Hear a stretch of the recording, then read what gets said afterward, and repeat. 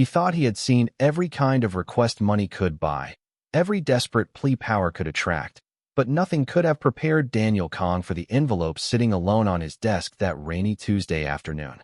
The headquarters of his business empire overlooked downtown Seattle from 40 floors above the streets below, a world of glass, steel, and quiet authority where every visitor was screened and every package inspected. Yet somehow, among contracts worth millions of dollars and messages from executives across the country, a small white envelope had found its way into his hands.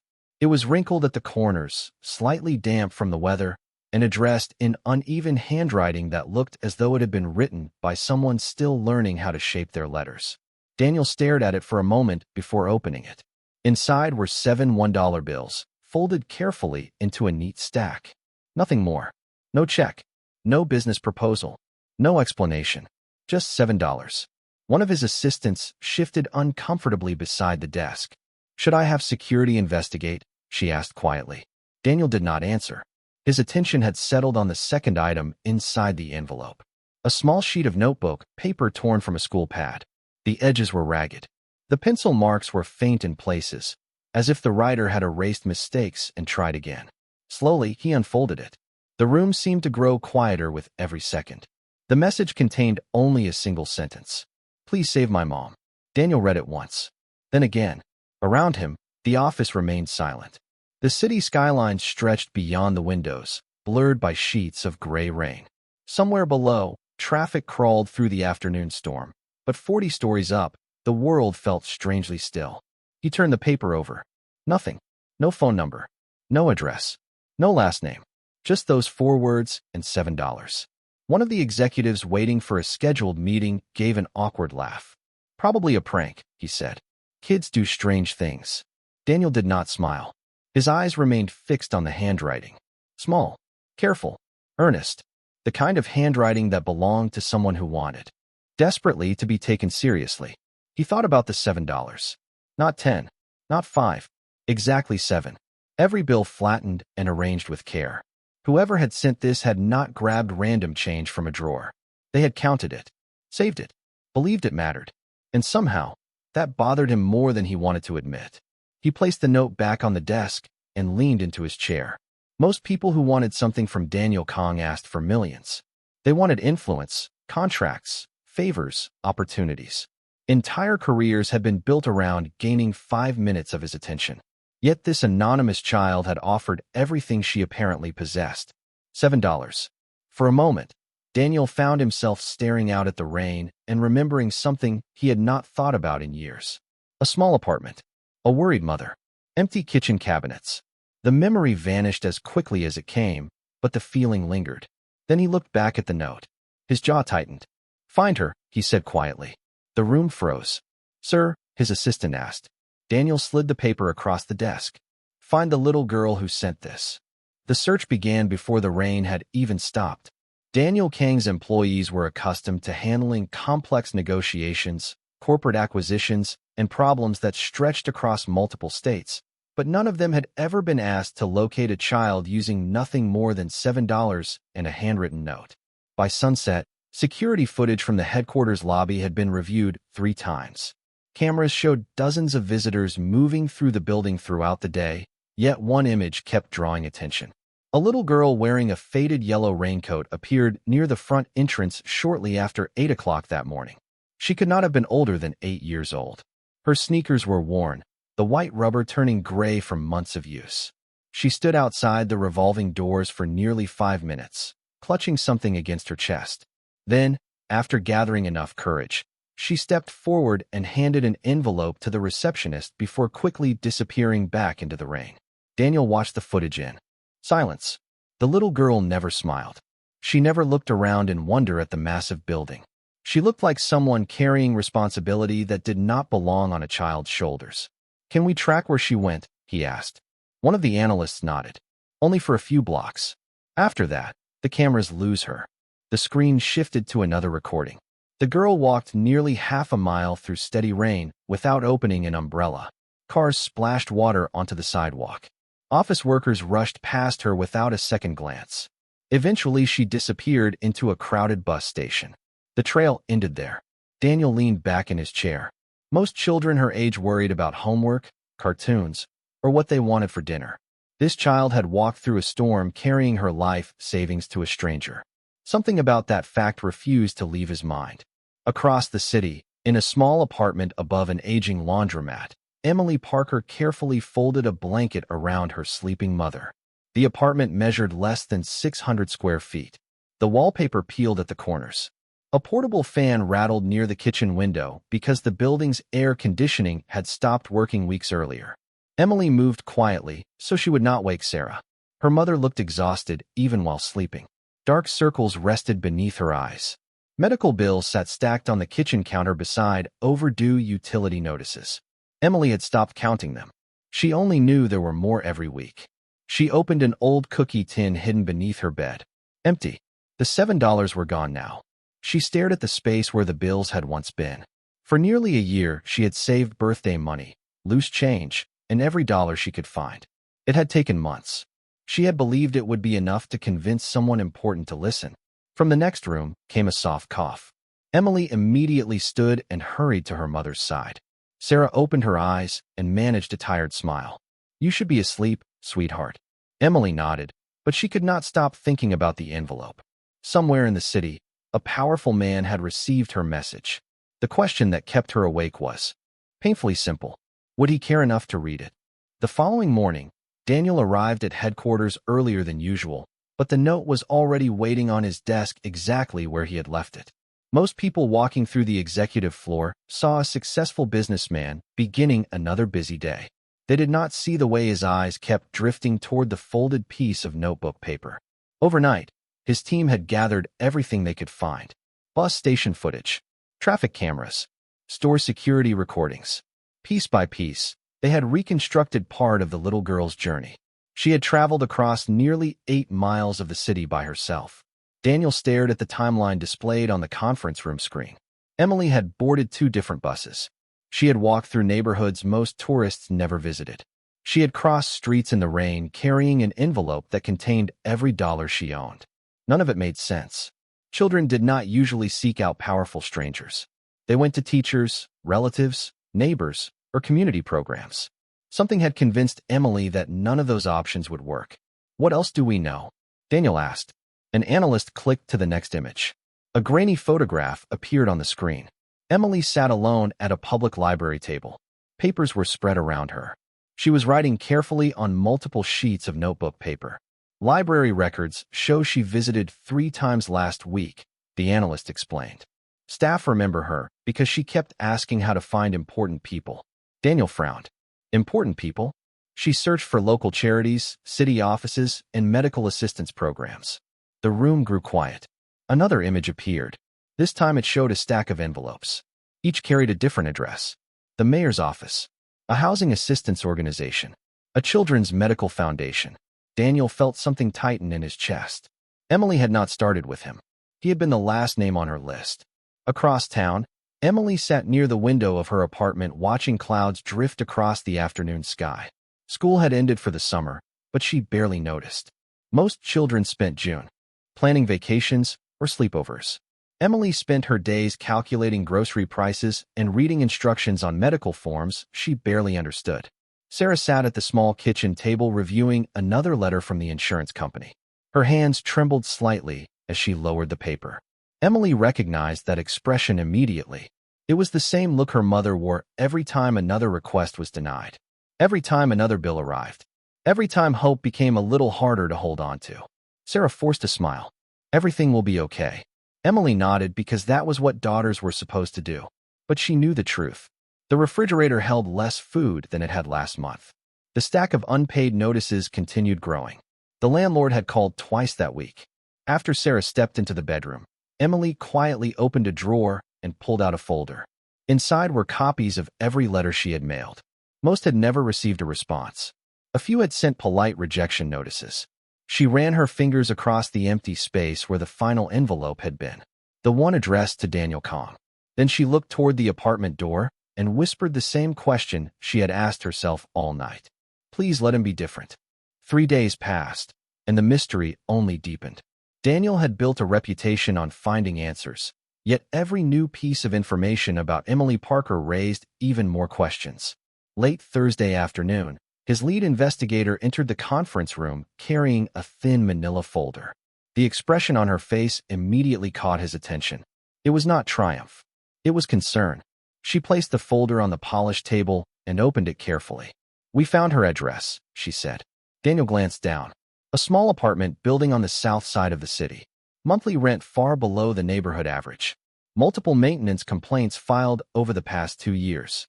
Utility payment warnings. Medical debt notices. The details painted a picture he understood all too well. Not luxury. Not comfort. Survival. "What about the mother?" he asked. The investigator hesitated before sliding another document across the table. Sarah Parker, 34 years old. Former elementary school teacher. Daniel expected criminal records, lawsuits, something that explained why an 8-year-old child had become desperate enough to contact a stranger. Instead, he found none of those things. Sarah's record was almost painfully ordinary. Years spent teaching children. Volunteer work at community programs. Excellent employment reviews. No legal problems. No history of financial irresponsibility. Just a woman whose life had slowly unraveled after a serious health condition forced her to stop working. Daniel read every page. Then he read them again. Something did not fit. "If she qualifies for assistance, why has she been denied?" he asked quietly. The investigator exchanged a glance with the attorney sitting beside her. "That is the strange part. Several applications were rejected, but the explanations are inconsistent." Daniel looked up. Meaning someone made mistakes. Or someone stopped looking closely. The room fell silent. Outside the windows, evening sunlight reflected off distant buildings, turning the skyline gold. Daniel closed the folder and stared at the city below. Somewhere beneath those towers, Emily was probably finishing dinner, helping her mother, or worrying about problems no child should carry. Across town, that was exactly what she was doing. Emily sat at the kitchen table sorting coupons she had collected from grocery store flyers. The table wobbled slightly whenever she leaned on it. She had learned to balance it with folded cardboard under one leg. Sarah watched her from the other side of the room. "You do not have to help with all this," she said gently. Emily shrugged. "I want to." Sarah smiled, but sadness lingered behind it. Mothers recognized things children try to hide. She saw the worry in Emily's eyes. She saw how quickly her daughter had grown up. What she did not know was that Emily checked the mailbox 3 times every day. She checked before breakfast, after lunch, before sunset. Every time she opened it, she hoped to find proof that someone had read her letter. Any response, any sign that she had not been ignored. That evening she opened the mailbox. Once more, empty. Her shoulders dropped as she slowly closed the metal door. She turned toward the apartment building and began climbing the stairs. She never noticed the black sedan parked quietly across the street. And she certainly never noticed the man sitting inside it, looking at her photograph and making a decision that would change both of their lives. The next afternoon, Daniel sat alone in a private conference room reviewing the final pieces of Emily's file when his lead investigator entered carrying a small flash drive. The expression on her face was different this time. Not concern, not curiosity, shock. She connected the drive to the large screen mounted on the wall. Grainy security footage appeared from a community center located several miles from Emily's apartment. The timestamp showed 2 weeks earlier. Daniel watched as Emily entered the building carrying a worn backpack nearly half her size. She approached the front desk and handed over an envelope. The receptionist accepted it politely. Then another clip appeared. Different building. Different day. Emily handed over another envelope. Then another. And another. One after another. The recordings revealed the same heartbreaking pattern. She had spent weeks visiting offices, charities, assistance programs, and public agencies. Each time she arrived carrying hope. Each time she left with a little less of it. Daniel leaned forward. Something about the determination in her small steps unsettled him. Most adults would have given up long before reaching that point. Emily had not. The final recording appeared on screen. It came from a camera positioned outside a public library. Emily sat alone on a bench with a notebook balanced on her knees. She was writing carefully, erasing, writing again. Eventually, she folded a sheet of paper and slipped it into an envelope. Then she paused. For several seconds, she simply stared at the address she had written. Daniel Kong. Headquarters building. Downtown Seattle. She looked nervous, almost frightened. Then she whispered something. The camera captured no audio, but a nearby microphone from another device had recorded fragments of her voice. The technician adjusted the volume. Static crackled through the speakers. Then Emily's voice emerged. Small, soft, completely sincere. I heard good people do not have enough money to help everybody. Daniel felt the room grow still. The recording continued. But I heard bad people have lots of money.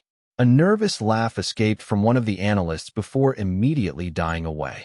Nobody else smiled. Emily lowered her eyes to the envelope. So maybe if good people cannot help my mom, maybe somebody rich can. Silence filled the conference room. Daniel stared at the frozen image on the screen. The investigator quietly cleared her throat. There is more. She switched to another recording from the library. Emily was speaking to an elderly librarian. The woman had apparently asked why she was mailing so many letters. Emily answered without hesitation. Because my mom always says strangers become family when they choose kindness. Daniel's breath caught unexpectedly. Those words reached someplace he had spent years trying not to revisit. Suddenly, he was no longer looking at a library recording. He was remembering a tiny apartment from decades earlier. He remembered his own mother placing a bowl of soup in front of a neighbor who could not afford groceries. He remembered asking why she kept helping people when they barely had enough for themselves. Her answer returned with perfect clarity. Strangers become family when they choose kindness. Daniel slowly stood from his chair. Nobody in the room spoke. Nobody moved. The coincidence was impossible. Yet there it was. The exact same words. Spoken by a little girl who had never met him. His eyes remained fixed on the screen. Then, for the first time since receiving the envelope, he understood that this was no longer an investigation. It had become something personal. Daniel canceled the rest of his meetings without explanation. Executives who normally waited weeks for an appointment were politely rescheduled. Contracts worth millions remained unsigned on his desk. None of it mattered at that moment. For the first time in years, his attention was fixed entirely on a single family living in a small apartment across the city. As evening settled over Seattle, he sat alone in his office reviewing every document connected to Sarah Parker's case. Medical records, insurance correspondence, assistance applications, appeal letters. The deeper he looked, the more troubling the situation became. Sarah had followed every instruction she had been given. Forms had been submitted on time. Documentation had been provided. Medical evaluations had been completed. Yet somehow, every path that should have helped her had ended with another rejection. Daniel studied a stack of appeal letters written in Sarah's careful handwriting. They were respectful, patient, humble. She never demanded anything. She simply asked for another review, another chance, another opportunity to keep moving forward. One letter stopped him cold. Sarah had written that she was not afraid for herself. She was afraid for her daughter. Daniel read that sentence 3 times. Then he slowly removed his glasses and stared out the window. The city lights shimmered against the dark water of Elliott Bay. Somewhere beyond those lights, Emily was probably helping her mother prepare dinner. Meanwhile, Sarah sat at their small kitchen table, trying to hide her exhaustion. She smiled whenever Emily looked her way, but maintaining that smile required more effort each day. The unpaid bills remained stacked beside the refrigerator. The future remained uncertain. Yet she continued pretending everything would work out because mothers often carried fear in silence. Emily noticed anyway. Children always noticed more than adults realized. That night she sat beside her mother on the worn couch and rested her head against Sarah's shoulder. Neither spoke for several minutes. The apartment was quiet except for the hum of the old refrigerator. Finally, Sarah brushed a hand through Emily's hair. You have been worried lately.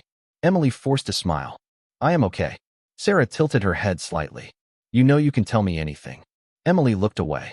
The envelope remained her secret. Every day that passed made her wonder if she had made a mistake. Maybe powerful people ignored letters from children. Maybe her message had ended up in a trash can.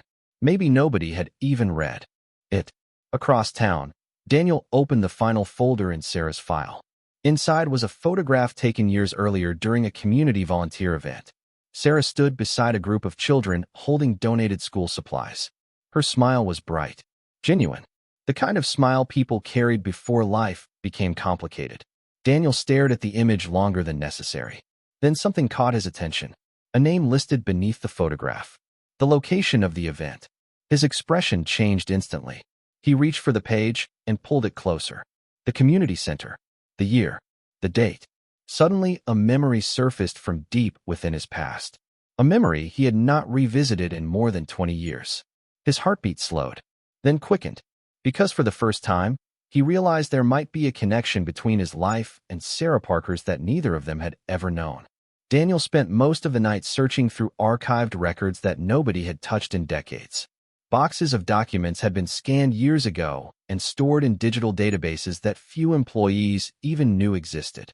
Yet sometime after midnight, he found the file he had been looking for. The community center photograph had not triggered a random memory. It had unlocked a forgotten chapter of his life. 22 years earlier, when Daniel was 10 years old, his mother had worked 2 jobs while struggling to keep a roof over their heads. One winter, after a series of setbacks, they had been forced to rely on a neighborhood outreach program for help. Daniel remembered standing in a crowded room filled with folding tables and donated supplies. He remembered feeling embarrassed. He remembered wanting to leave. Most of all, he remembered a young volunteer who had knelt beside him and handed him a backpack filled with school supplies.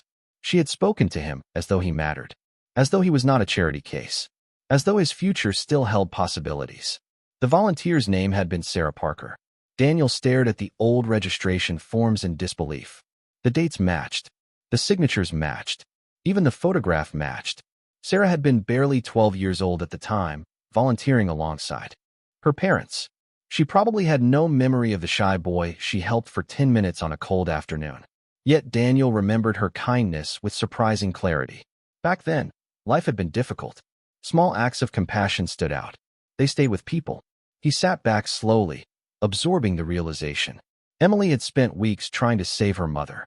Neither of them knew that Sarah had once helped the very man she was now unknowingly asking for help. Across the city, Emily lay awake in bed staring at the ceiling. Moonlight filtered through the apartment window. Sleep would not come. Too many questions filled her mind. She wondered if the letter had arrived. She wondered if anyone had read it. Most of all, she wondered how much time they had left before another bill arrived or another problem appeared. Beside her, Sarah slept lightly. Exhaustion etched across her face even in rest. Emily quietly reached for the framed family photograph sitting on the nightstand. It showed happier days. A school picnic. Bright sunshine. Smiles that came easily. She traced her finger across the glass. "I am trying, Mom," she whispered. "I really am." The next morning, Daniel arrived at the office carrying the old file in his briefcase. For the first time since the investigation began, his uncertainty had vanished. This was no longer about curiosity. It was no longer about a mysterious envelope. Fate had connected their lives long before Emily ever wrote her letter. He called his executive team into the conference room and placed Sarah's file on the table. The room fell silent. Everyone immediately recognized it. Daniel looked around at the people waiting for instructions. His voice was calm, but there was something different beneath it. Something deeply personal. "We are done observing," he said. "Now we help." The room went completely silent. The transformation began quietly. No press releases. No public announcements. No grand gestures designed to attract attention. Daniel wanted answers before he offered solutions. Within 48 hours, a team of attorneys, medical advocates, and financial specialists had reviewed every document connected to Sarah's case. What they discovered left even seasoned professionals shaking their heads. Critical paperwork had been processed incorrectly. Supporting medical records had been filed under outdated reference numbers. Appeals had been closed before all documentation had been reviewed. Individually, each mistake appeared minor. Together, they had created a wall that Sarah had spent months trying to climb. Daniel sat at the head of a conference table while experts presented their findings. Nobody spoke about blame. Nobody raised their voice. The facts were powerful enough on their own. Sarah had done everything right. The system had simply failed to notice. "Fix it," Daniel said. "Every part of it." By the following week, conversations that had previously taken months began moving within hours. Files were reopened. Reviews were expedited. Missing records were located. Specialists who had never examined the full case were finally able to see the complete picture. Meanwhile, Emily knew none of this was happening. She continued living one day at a time. She continued checking the mailbox. She continued helping her mother sort bills and prepare simple meals. Every morning, she woke up hoping something would change. Every evening, she went to bed wondering if hope had been a mistake. Then, on a bright Thursday afternoon, the first sign arrived. Sarah answered a phone call while Emily worked on a puzzle at the kitchen table. At first, Sarah listened quietly. Then her expression changed. Confusion gave way to disbelief. By the time the conversation ended, tears filled her eyes. Emily immediately stood. "Mom? What happened?" Sarah lowered the phone slowly. For several seconds, she could not speak. "They reopened my case," she whispered. "They said there were errors. They are reviewing everything again." Emily stared at her. Neither fully understood what that meant. But for the first time in months, the fear inside the apartment loosened its grip. Over the next several days, more calls arrived. More letters appeared. Questions that had gone unanswered suddenly received responses. People who had never returned messages now called back personally. Sarah remained cautious. Life had disappointed her too, many times for easy optimism. Yet even she could not ignore what was happening. Someone was moving obstacles out of the way. Someone was paying attention. Across town, Daniel received daily updates. He never requested credit. He never attached his name to a single action. Instead, he watched quietly as opportunities that should have existed from the beginning finally reached the family that deserved them. Then one afternoon, another report landed on his desk. He opened it expecting routine progress updates. Instead, a single sentence immediately caught his attention. Sarah Parker's housing appeal approved. Daniel leaned back in his chair. Outside his office window, sunlight reflected across the city skyline. For the first time since receiving the envelope, he allowed himself a small smile. But he also knew something important. Emily still believed nobody had answered her letter. And very soon, that was going to change. The letter arrived on a sunny Monday morning. Emily found it waiting inside the mailbox she had checked hundreds of times before. At first, she assumed it was another bill or another official notice filled with words she barely understood. But this envelope was different. The paper was thicker. Her name was written neatly across the front. Emily Parker. Her heart began to race. She ran upstairs so quickly that she nearly dropped it. Sarah looked up from the kitchen table as Emily burst through the apartment door. "Mom, look." Together they opened the envelope. Inside was a short note inviting them to a meeting downtown later that week. There were no demands. No complicated forms. Just an invitation. Sarah read it twice. Then a third time. "Who sent this?" Emily asked quietly. Sarah shook her head. "I do not know." 3 days later, they stood inside one of the tallest buildings in Seattle. Emily held her mother's hand tightly as they stepped into a private conference room overlooking the city skyline. The room was larger than their entire apartment. Sunlight reflected off the glass walls. Everything felt unreal. Then the door opened. Daniel Kong entered alone. Emily recognized him immediately from photographs she had found online during her search months earlier. For a moment, nobody spoke. Daniel's eyes settled on Emily. Then he smiled. Not the smile of a powerful businessman. Not the smile people use during negotiations. It was something simpler. Something genuine. He reached into his jacket pocket and placed a small frame on the table. Emily stepped closer. Inside the frame were 7 $1 bills, perfectly preserved behind glass. Her eyes widened. "You kept them?" Daniel nodded. "Every single one." Emily stared at the display. "Did I send enough?" The question hung in the room exactly as it had in her heart for months. Sarah lowered her eyes. Daniel froze. Around the city, people had offered him money, contracts, opportunities, and influence. Nobody had ever offered him everything they had. "You sent more than enough," he said quietly. Tears filled Sarah's eyes as Daniel explained everything. The reopened case, the reviews, the assistance approvals, the housing decision, the opportunities now waiting for them. He never spoke about favors. He never spoke about charity. Instead, he told them the truth. Years ago, long before any of them imagined this moment, Sarah had shown kindness to a struggling little boy at a community center. She had no idea who he would become. She had no idea he still remembered. Sarah covered her mouth in shock. Daniel smiled softly. "You helped me when nobody else noticed me. This is simply life finding its way back." For several moments, nobody spoke. The room felt still, peaceful, complete.